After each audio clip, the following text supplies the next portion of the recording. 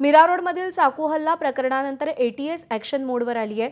मुंबईसह ठाण्यातील 3 ठिकाणी एटीएसने छापेमारी केली आहे। कुर्ला आणि मीरा रोडमध्ये आरोपीशी संबंधित ठिकाणांवर छापेमारी झाली आहे। छापा टाकलेल्या ठिकाणी कागदपत्र, मोबाईल, लॅपटॉप, पेनड्राईव्ह जप्त करण्यात आलेले आहेत। आरोपी माथी भडकावणारे व्हिडिओ पाहत होता अशी माहिती सूत्रांनी दिली आहे। आरोपी जुबैरच्या घरातून संशयास्पद कागदपत्र मिळाल्याची देखील माहिती हाती लागली आहे।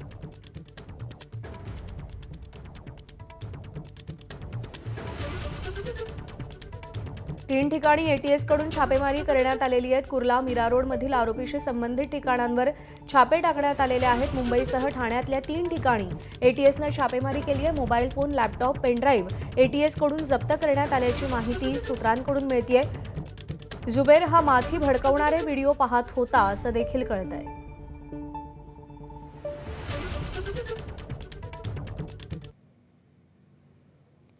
लोन वुल्फ हल्ला म्हणजे नेमकं काय? एकल दहशतवादामध्ये अशा व्यक्तींचा समावेश असतो। हल्लेखोर कोणत्याही विशिष्ट गटाशी संलग्न नसतात। हल्लेखोरांची कोणतीही स्पष्ट विचारधारा नसते।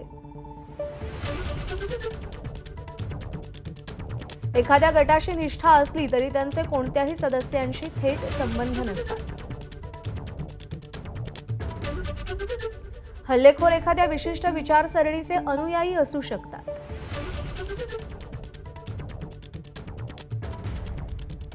अतिरेकी समुदायांशी ऑनलाईन संवाद साधू शकतात। लोन वुल्फ प्रकारचे हल्ले अमेरिका, लंडन, पॅरिसमध्ये मोठ्या प्रमाणावर होतात।